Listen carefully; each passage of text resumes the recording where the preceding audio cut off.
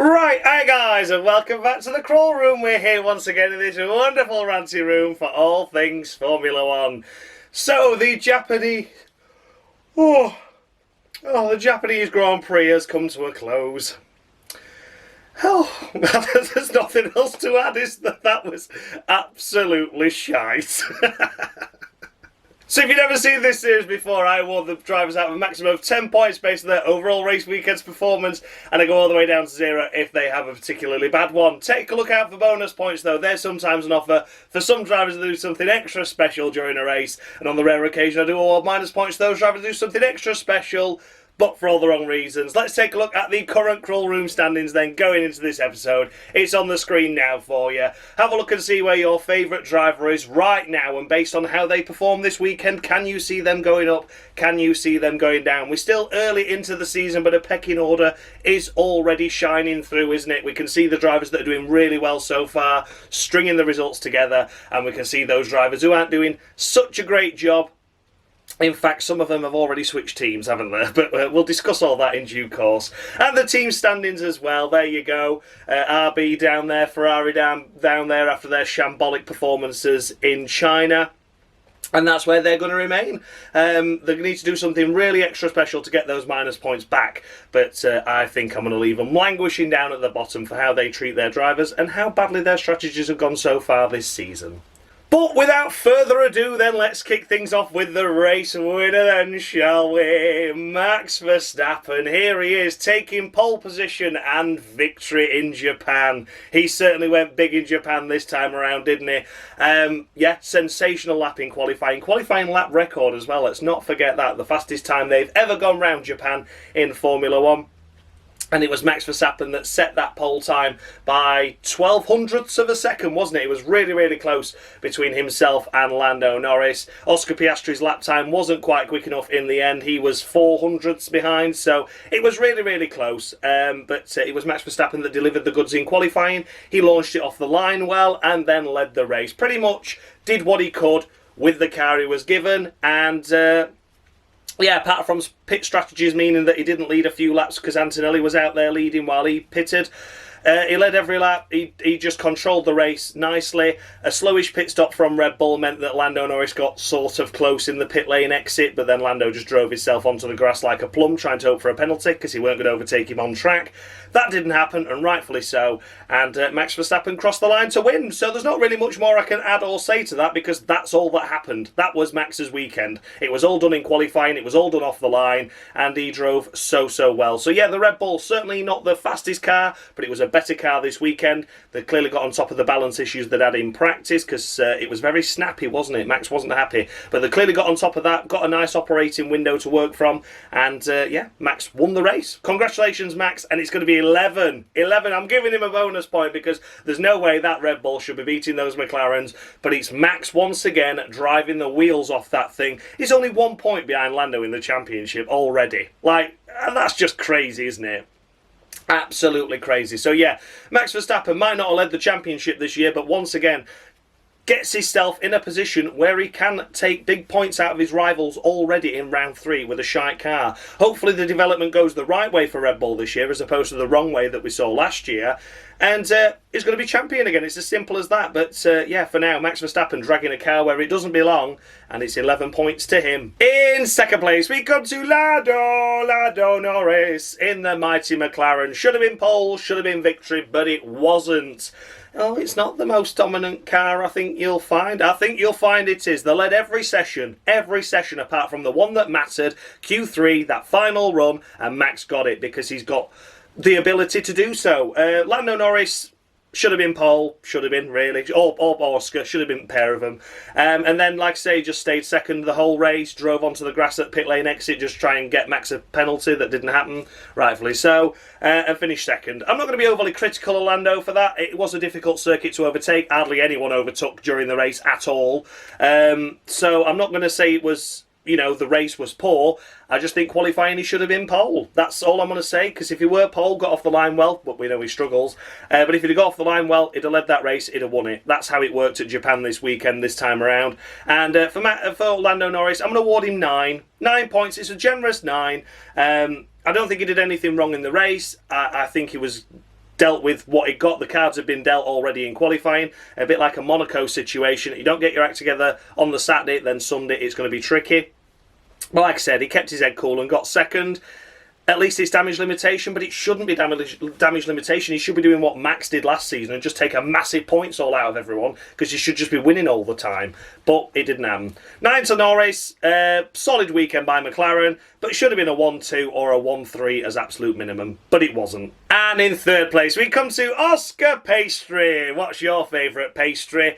I don't know what my favourite pastry is. I never think about it. I just say it and then like, oh, I don't know. I'll ask the audience.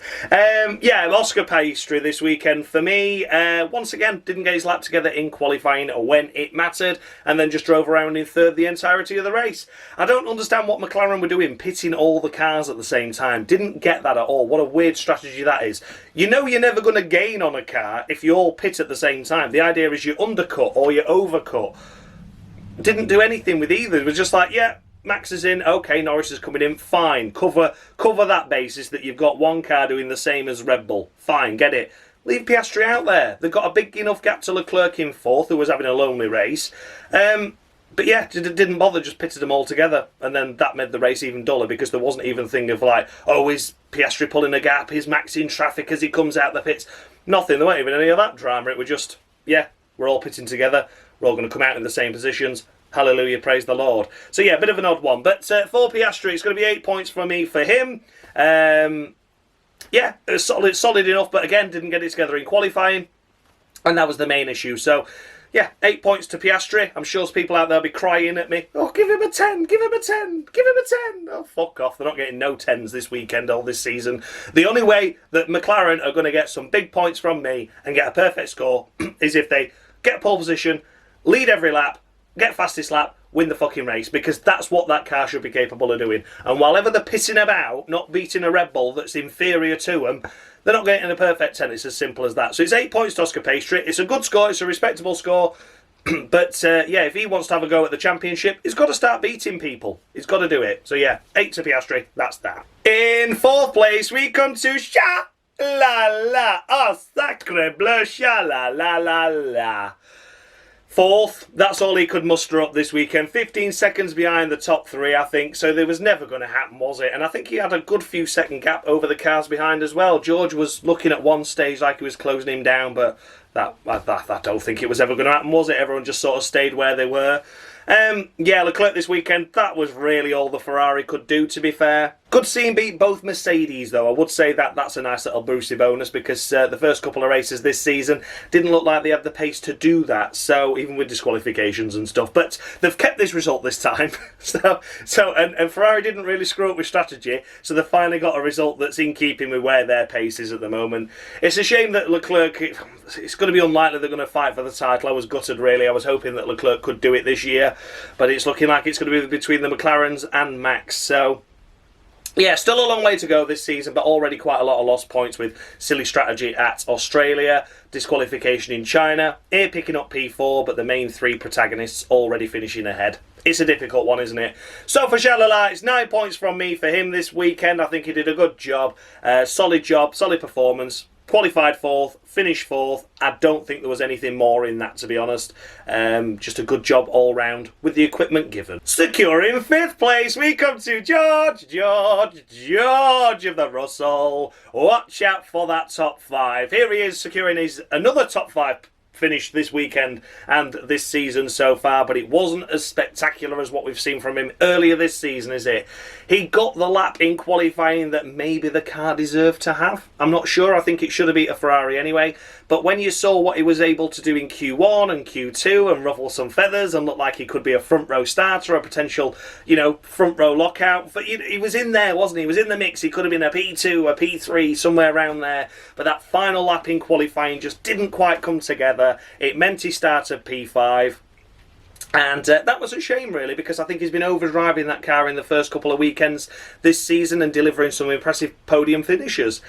But yeah, overall this weekend for George Russell, it's going to be 7.5 for me for him. I think it was a solid weekend and don't get me wrong, I'm not disrespecting his race ability by any stretch of the imagination, but from what we saw for the first 2 races of George this season, a P5 finish seems like a little bit of a letdown. If he'd have got that act together in qualifying, got that lap in, got himself P2, P3, somewhere around there, it would have been a fantastic effort, and then judging by how the race unfolded, there'd have been no overtaking and he'd have kept that podium position, which would have been a great result once again. So I don't think he did anything overly spectacular this weekend. I just think he did the job that the car was capable of doing. Still think it maybe should have beaten a Ferrari though. But yeah, no discredit to George whatsoever. P5, solid 10 points on the board, good effort, solid job.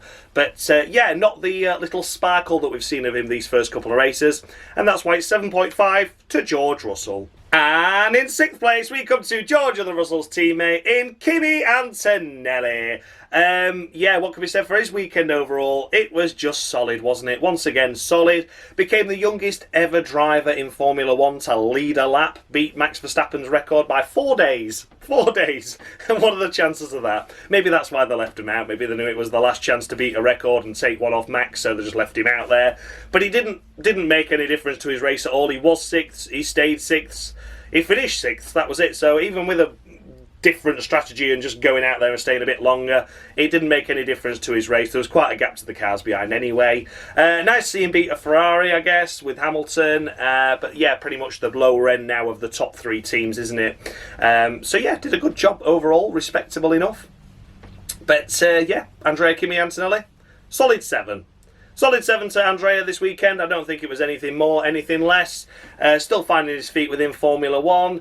Yeah, I think it's nice that he's got a record now. It wouldn't be beaten next time, would it? So he did it when he needed to do it. So qualifying was okay, but again, nothing special. But yeah, overall, just a solid 7 to Kimi Antonelli this weekend. Solid. Not impressive. Then we come to Sir Lewis Hamilton in the Ferrari. What a nightmare season Lewis is having once again. Didn't get his lap together in qualifying when it mattered. Out-qualified by Isaac Hadjar in the RB, but was able to get past him in the early stages of the race. And this is the only overtake that we saw inside the top 10. Great. Fantastic. Well done. Bravo, Lewis. Thanks for providing the excitement and hum. But yeah, Lewis Hamilton this weekend. Not much to say about it at all, is it? Provided the only on-track overtake we did actually sort of see, and it was actually for position and it weren't due to pit stop strategies and stuff. Yeah, so that was that really. but apart from that, he's down here, he's behind the 2 Mercedes, out-qualified by Leclerc again.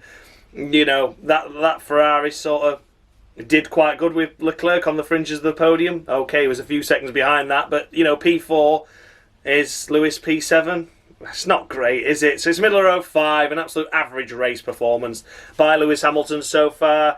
Still asking for information on the radio and then getting the information and it's not happening. So I think that's just going to be an ongoing theme, isn't it, this season? Where am I slower? Tell me where. Turn 8 and 9. Yeah, by how much? Turn 8 and 9. Cheers. Cheers, guys. Thank you so much. So yeah, Lewis Hamilton, clearly the relationship still is forming within the squad. I think it's difficult to know straight away, especially when you've been in with a team so long. But that doesn't excuse the poor result once again, finishing behind 2 Mercedes, quite a couple of positions behind his teammate. Not a great qualifying result once again. Like I say, middle of row 5. And that's that really for Lewis Hamilton. I hope to see him get up there, for God's sake. We were promised a wet race as well, weren't we? And I thought, this is a good chance for Lewis. And then it weren't really wet. It was just a bit damp and everyone were on dry tyres. Fantastic. But yeah, Lewis, 5 points to him. In 8th place and securing his first ever points in Formula 1, we come to Isaac Hadjar. Isaac Hadj.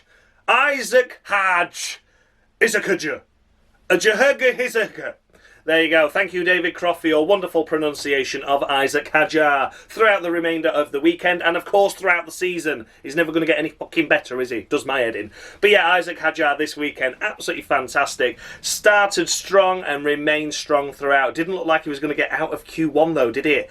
That's how dicey it was. Unfortunately for Isaac Hadjar, he's got some massive gonads, absolutely whopping testicles, and they'd not secured them in place in the vehicle properly, so it meant that they were flailing bailing out, they were knocking these wing mirrors off, and his just gonads were just flying everywhere. So it was a difficult one for him, but he managed to get a bungee cord, and they managed to just temporarily hunker them down, and he was able to get through Q1. Okay, brilliant, good job, Isaac. Q2, the problem reoccurred. His testicles were then flapping in his face and he couldn't see fucking anything. But he managed to get through into Q3 and good job, Isaac, good job. They'd found a temporary solution for that Q3 session, so his gonads were secured firmly down. And he was able to deliver P7, beating Lewis Hamilton in the Ferrari. P7, what a fantastic effort. And got off the line well, was P7 for a couple of laps, weren't he? And then Hamilton got through. But, I mean, you're not really expected to beat a Ferrari in an RB, are you? So, yeah, Isaac Hadjar, a really, really strong drive. Really impressive, particularly how much in pain he was in that Q1 session. You could see the grimacing on his eyes when he was in the pit lane, and they were trying to adjust his seat to try and get something to get a workaround.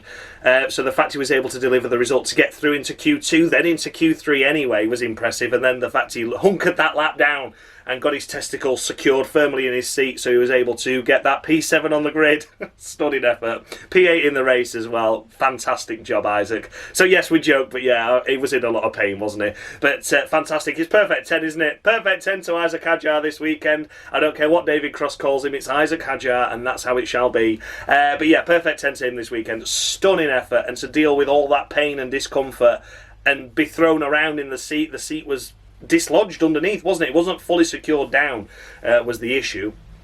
And yeah, was able to deliver a stunning result. So yeah, 10 points to Isaac. Well done, buddy. And hope to see you and your massive testicles have a great result in Bahrain as well. Securing 9th place, we come to Alex Albon in the first of the Williams, picking up yet more points. Yet more points in the main Grand Prix. So far, that's 3 for 3 in the main Grand Prix results. Absolutely fantastic effort once again by Alex Albon. Qualified P9, finished P9. I don't think we could expect anything other than that for the Williams. It's a great car though, isn't it? It's proving that it can be a point scorer all round any circuit now, really. We've already had quite a lot of different circuits. We've already had a street circuit with Australia, and a little bit of a tight and twisty circuit at China, and then we've had a high-speed circuit and high-speed, mid to high-speed corners at Suzuka, and it's delivering some solid results. So yeah, Alex Albon this weekend, there wasn't really much to say about his race, other than the radio. Getting a bit cheeky on the radio, isn't he? And I don't like it. You know I don't like it, guys. He was moaning about the strategy in China. He's been moaning about the strategy again over the radio, and was also moaning about his gear shifts not being in sync, similar to what Max moaned about. He didn't really moan though, he just said the gear syncs are awful at the start of the race and they worked around it, and that was that. But Alex said it with some aggression all the time, didn't he? It was like, why are we doing this? Why are we doing that? This car's shit. Doing this gear sync, it's crap. It's awful to drive. And I don't know where this has come from. I don't know if it's an overconfidence thing now because it's 3 for 3 in beating Carlos Sainz. Yeah, I'm not sure, but it's not like Alex. And it's nice to see some fire in his belly, don't get me wrong. But for him to be that quite mouthy and that lippy and strategy and things like that, I mean, if they'd have done anything else this weekend, they'd have not been in the points, Williams. Had they stayed out longer, they'd have been caught up, they'd have been pitted and they'd have been undercut. If they'd have pitted earlier, like a lot earlier, then they'd have caught up, but then the tyres had been shagged. They've been stuck in traffic as well, of course, because they're in the mid-pack. Everyone was in the gaggle, so to speak, at certain stages. So it just wouldn't have worked out. So I don't understand why he was moaning about strategy, and I don't think he's in a position to moan about strategy. When he's mid-pack, he doesn't know the gaps to the car behind. He doesn't know if he's going to come out in clear air if he stops early. He doesn't know the pace of the cars that have already pitted and whether they'll be able to undercut him.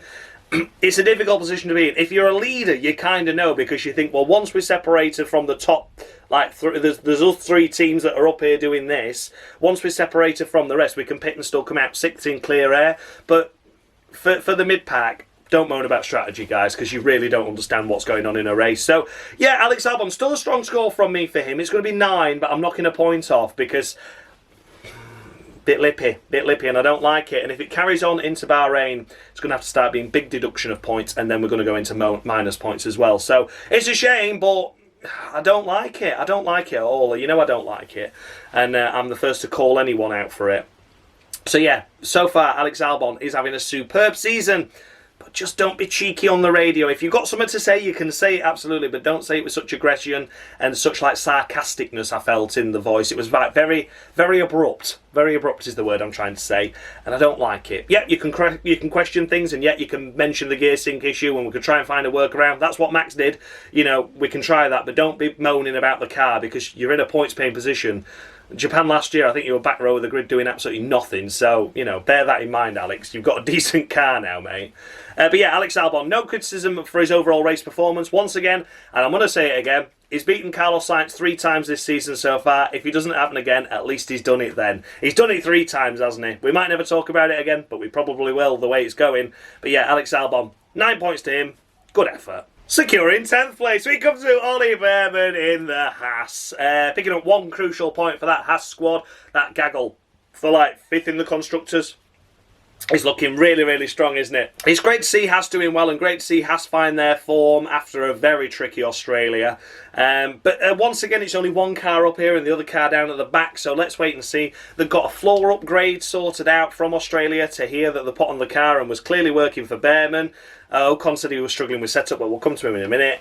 But yeah, Ollie Bearman, stunning effort, great job, got himself into Q3. The lap he was on in the final push lap would have got him 9th, but he made a small mistake at the final chicane, and that meant he started 10th. So I'm going to knock a point off for that, because obviously the way that we saw the race, wherever you qualified was where you finished. So maybe, had he got that 9th, he would have finished 9th. Been 2 points for the team instead of 1, but I'm not criticising it too much. I'm going to give him 9. It's 9 points to Ollie Bearman for me. Great effort, just a little mistake in qualifying. Potentially cost your team a point, but not going to hold that against you. You did a great job, and good to see you doing well in front of the Japanese crowd with the lovely Blossom livery on the Haas as well. Love that. I hope they make that into a model, because I'll certainly be getting those. That was stunning. But yeah, 9 points to Ollie Bearman.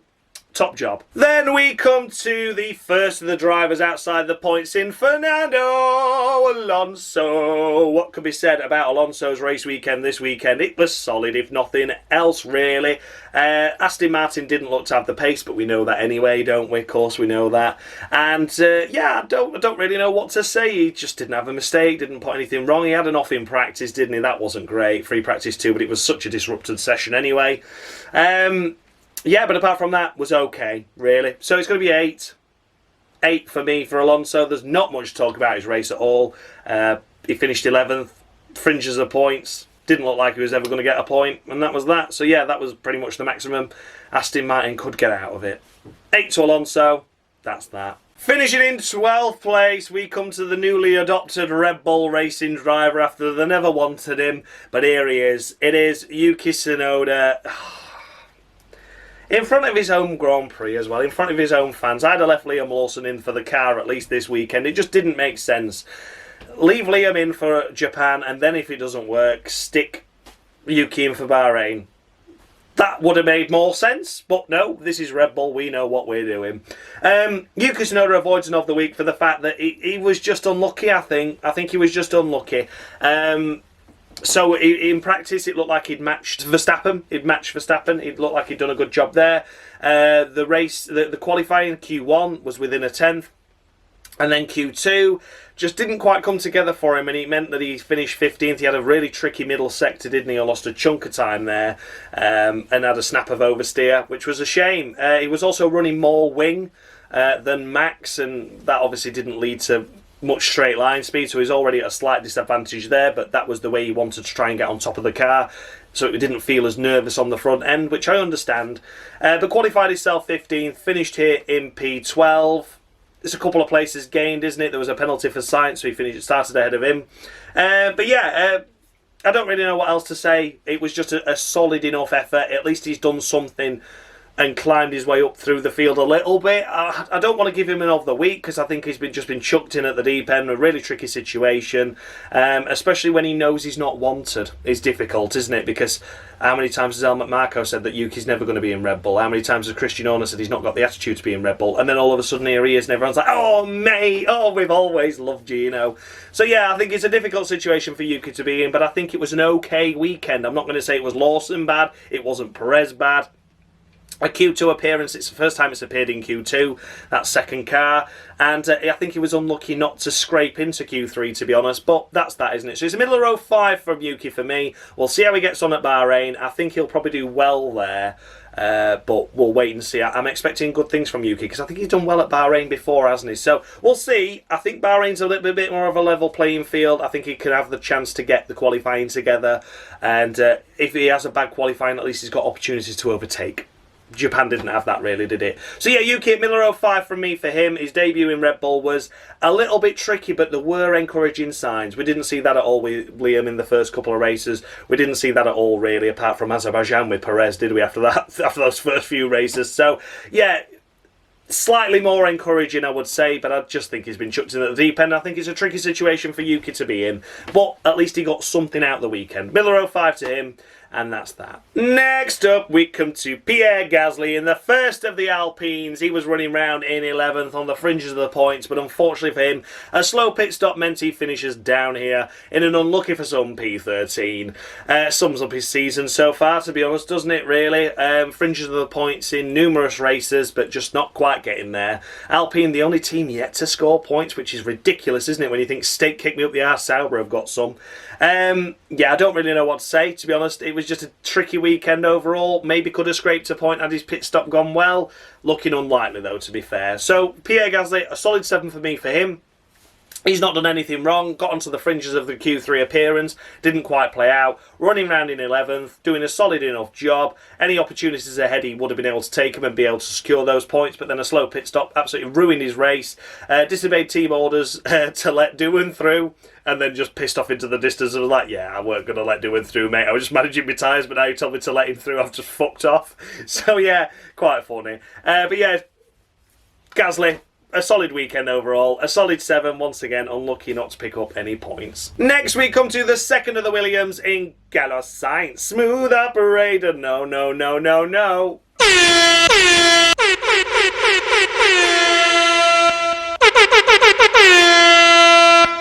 You all knew it would be me, didn't you? I'm in contention with Tosso Rossit and Jean-Denis Delatraz as the worst driver to ever grace this beautiful sport. I feel honoured. And there we have it. Welcome back, UJE Day of the week. Fantastic stuff. Last seen, wow, when was he last seen? Bloody hell, I was in oversteer, wasn't it? It was Japanese Grand Prix 2018. But yes, UJE Day is back with a vengeance. Well done, UJ. Lovely to see you back, mate. Thank you for doing those. Long time friends, me and UJ. Best mates we are, best mates.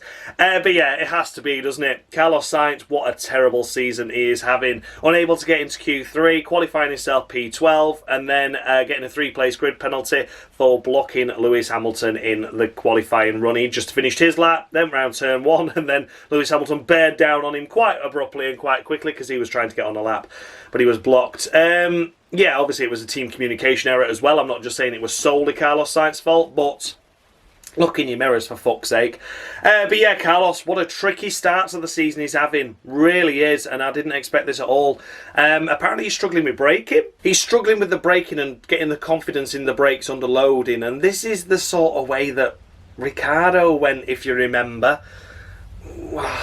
It doesn't bear resemblance. I hope it doesn't anyway. I hope it's not the decline of Carlos Sainz. I still think it's too early to tell, but when he was mentioning that he was struggling on the brakes and didn't have the confidence on the brakes like he did in the other cars, that's the way Ricciardo went, isn't it? It's the way Ricciardo went. He started finding his confidence with Renault and then left Renault for McLaren and then just never got on top of it. So, a difficult one, isn't it? Really difficult. But yeah, Carlos Sainz has to be an of the week, unfortunately for him. Down here in P14 after qualifying himself 12th, getting himself a 3-place grid drop, and then in the race not able to progress his way forward, like so many others didn't. But it was a Q3 appearance car, that. Alex proved it. If it had just got Q3, didn't block anyone, it'd have been P10 as absolute minimum, would have scored a point. So yeah, so far Carlos Sainz, a tough start to his debut with Williams. 3 tricky races. Bahrain, I hope Bahrain's going to be a good playing field and really give everyone the boost that they need that are struggling at the moment, because they've done the testing there, you know, they've got a lot of experience around that track. So I hope Bahrain can deliver something for a lot of drivers, and it's tricky because there's only so many people that can finish inside the top 10. But yeah, I hope it's a good weekend for Carlos next time. He needs it. He needs it now. It's getting a little bit concerning. But yeah, of the week to Carlos Sainz. And next up in 15th place, we do of course come to Jack Doohan in the second of the Alpines.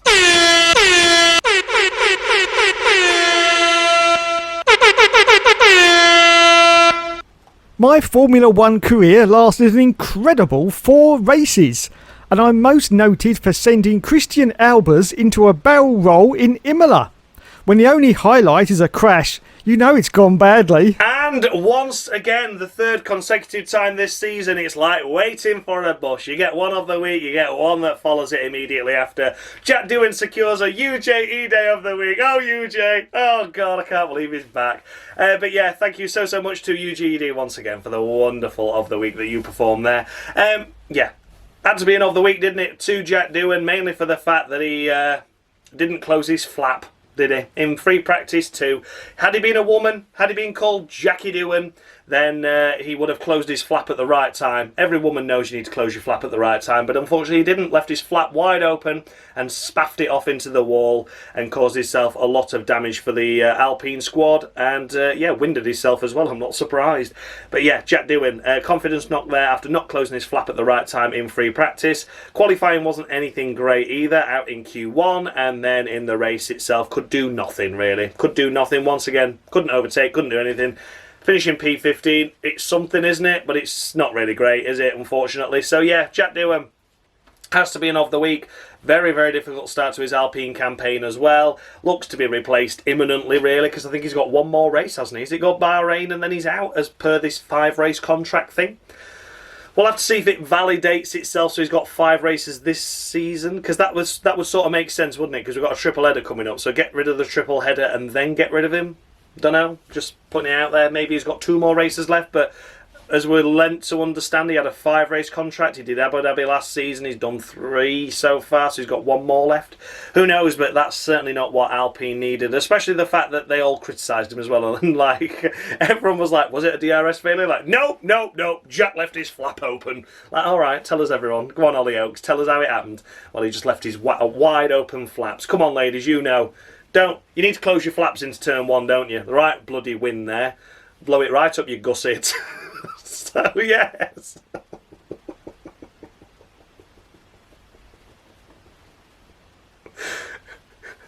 So for Jack Doohan, it's an of the week to him. UJE Day of the week, of course.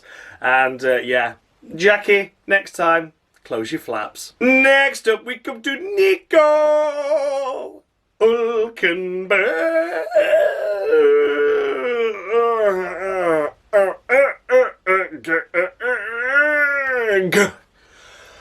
Oh, needed that. So, for Nico Hulkenberg, couldn't really do anything else, could he? Was on the fringes of getting into Q2, but didn't quite make it, out-qualified, and unfortunately knocked out in Q1 with 16th place, and then here he is finishing in 16th place. Couldn't do anything else about that, unfortunately. That's just how it was. Yeah, Hulkenberg this weekend, it's a solid 7 to him. There's nothing else I can do about that. It was just pretty much where the Sauber State kicked me up the arse Romeos are this season, unfortunately. Yeah, I didn't do anything overly wrong, didn't get anything overly right, just delivered what he could with the car he was capable of driving in. Yeah, tough season, isn't it, for Hulkenberg ahead, unfortunately. It's a shame because I think there's 2 good talents in those cars that are just wasted at the moment, but hopefully Audi can get their act together for 2026. Apparently these Audi engines are nowhere near ready, so that's going to be a concern, isn't it?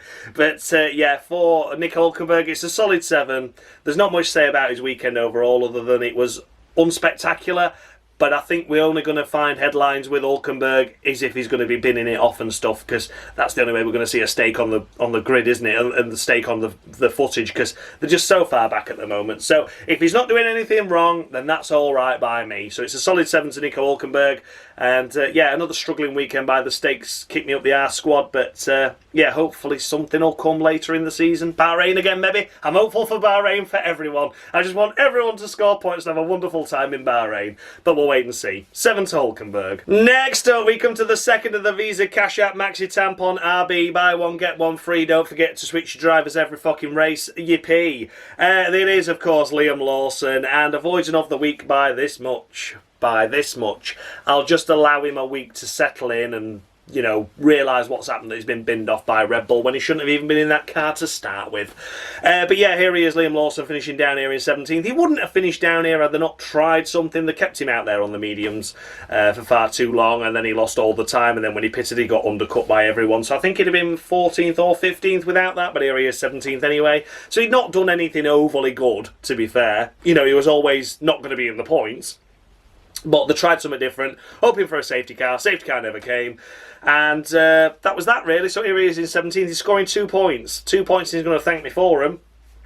That's all I can really give him, to be honest, because he was probably one of the worst drivers on the grid that didn't get another week. But yeah, he avoids one just because I want him to settle back in. He had a shit strategy again, but I understand why they did the shit strategy. Had the safety car come out, it'd have been gaining places, but it didn't happen, did it? They were hoping for grass to catch fire, but unfortunately it rained, so that stopped it, didn't it? But yeah, overall, Liam Lawson, poor weekend. Isaac Hadjar up there in P8, fantastic stuff.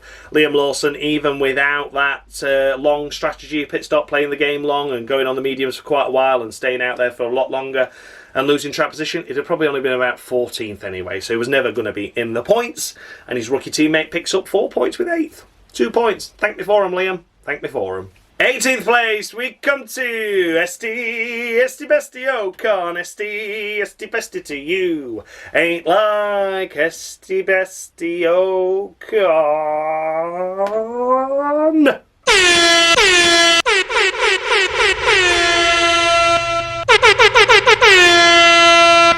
When your super licence is about to be revoked and the best defence the team boss gave to the FIA to keep me in the sport was, he didn't have enough testing because he doesn't understand how to use the car.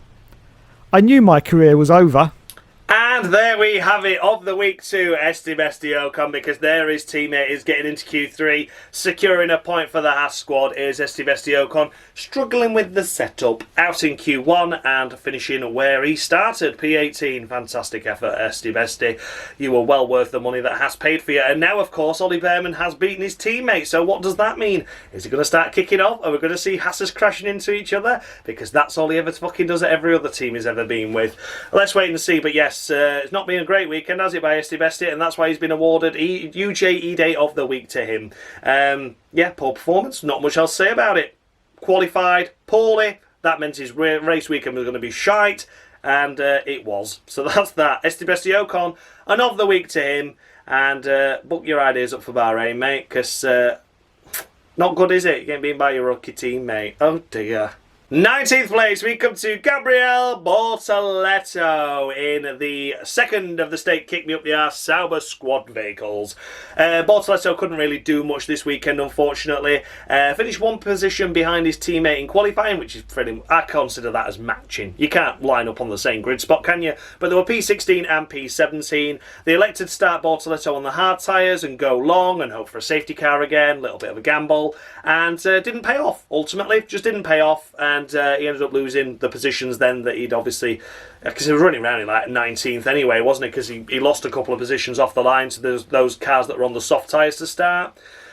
So yeah, that was that really, and then he just sort of trundled around in 19th for the rest of the race. I don't think there was much more he could have done with it. He was on the hard tyre, which was difficult. We can see how twitchy that state car is. I saw some onboard footage from China where Hulkenberg went off at the start, which I didn't know about, but the car was just fucking snapping. Like, it was like fully out the corner. It wasn't like they put the throttle down too soon, exiting the corner. It's like, throttle down, we're coming out the corner, snap, snap, snap, snap, snap, and that's what caused the snap that Bortoleto had that nearly put him out the race on the first lap in China. So yeah, the car was just twitching everywhere. It was a right pig that first lap. So I mean, it was a pig on medium, so I can't imagine what it was like on the hardest compound. But Bortoleto did what he could with the equipment he was given. 19th place. It's no disrespect to him. That's just where the car is. That's just where the strategy put him. It's a solid 6. I don't want to score him any more than that. It was a solid weekend by him, but nothing spectacular. I think had he got a little bit closer to his teammate Hulkenberg on the alternate strategy, I'd have probably given him a little, maybe an extra point. But yeah, Bortoleto, a rookie, is doing well in a car that is absolutely diabolical. We've not had any major shunts or crashes yet with it, so he's keeping it on the road, and I think that's all that he can be expected to do at the moment, because it is a right bag of shite, isn't it?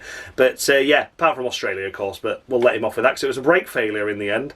But yeah, Bortoleto, 6 points to him for this weekend. Probably a little bit harsh because there's nothing he can do with it, but again, we'll see what happens in Bahrain. Testing and things like that, maybe, just maybe, a little bit better. Who knows? 6 to Bortoleto, a tough weekend. And then last but by no means least, no retirements in the race, of course, which means all 20 drivers crossed that line. And there is one driver that crossed it last, and the only driver that was a lap down. It is Lando Stroll!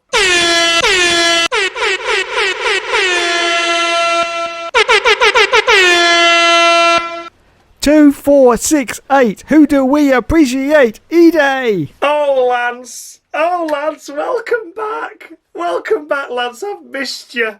Where have you been all my life? Where were you these first 2 races of the season where you were scoring points and doing well? It wasn't the Lance Stroll I knew and loved, but here you are, finishing P20 after qualifying P20. Oh, Lance, thank you for coming back. Thank you, Lance. Yes, he achieves a UJE Day of the Week. And his first of the week of the season. We got to round 3 before giving Lance Stroll an of the week. Oh, fantastic stuff. I'm so glad you're back, Lance. I'm so glad you're back. Yeah, it's just diabolical this weekend, wasn't it? Went off on his final push lap in Q1. I don't care. And then just trundled round at the back. Started on the soft tyres, did till lap 10, then pitted, went on the mediums, and then decided, oh, I'll have another pit stop. Why not, lads? I'll use them Pirelli tyres up because I've got money.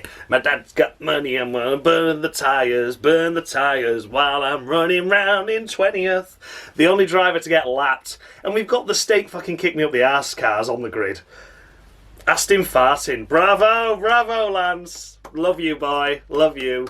So yeah, 20th. Brilliant. Good to see him back. Good to see the Lance Stroll that we all know and love back on the grid.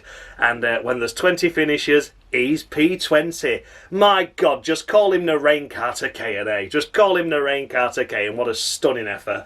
But yeah, Lance Stroll, 20th and last place, and an of the week to him. Bravo, Lance. Welcome back. So there we were then, those were the runners and riders of the Japanese Grand Prix. Let me know down in the comment section, did I score any drivers too high, any too low? The updated standings with the scores I've just awarded are on the screen now for you to take a look at. Have a look and see where your favourite driver is now. It's been a great weekend for some drivers. It's been a disappointing weekend for others. The pecking order, as I said at the start of the video, is well and truly underway though, isn't it? You can already see the ones that are going to struggle to get out of the bottom half. You can see the ones that are going to be fighting for the Cruel Room Championship unless they make any silly mistakes throughout the season. There's a long way to go, of course. There is a long, long way to go.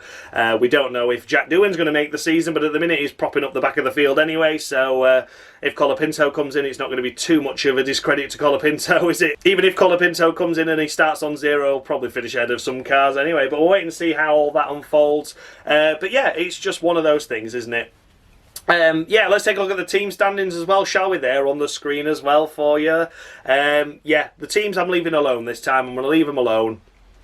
I think I did some punishments in China, of course, which were just deserved, but we're just going to hang on the fence for now. We're going to bide us time. We're going to see what happens in Bahrain, see what happens in Saudi Arabia, and then we'll maybe adjust the scores accordingly. Maybe give a couple of bonus points out to some teams that are doing really well, but the drivers are under-delivering, or maybe minus some points off to the drivers that are over-delivering in shite cars and equipment. We'll see. All that will remain to be seen, but for now, of course, we're leaving it just as it is. A massive thanks as always goes out to Dan Bartlett, of course, for providing me the scoreboard you see on your screen, for the driver icons in the corner of your screen, and for the intro as well. Without him, this series would be more pointless than it already is. And who can forget Dave, F1 Game PlayStation, for providing me with the of the weeks that you all know and love. It's great to see Yuki Tsunoda back. I cannot believe he has returned once again to the Cruel Room. But this 2000 theme is going down great guns, isn't it? Yeah, thank you so much for watching, guys. Thanks as always for your love and continued support with the series. I hope this was more exciting than the race itself. I've tried to make it funny, at least I've tried. But yeah, look forward to seeing you all next Tuesday, 6 PM for the Bahrain Grand Prix Cruel Room. And then we've got the Saudi one, haven't we? So it's all running thick and fast. But yeah, look forward to seeing you guys then. And as always, much love.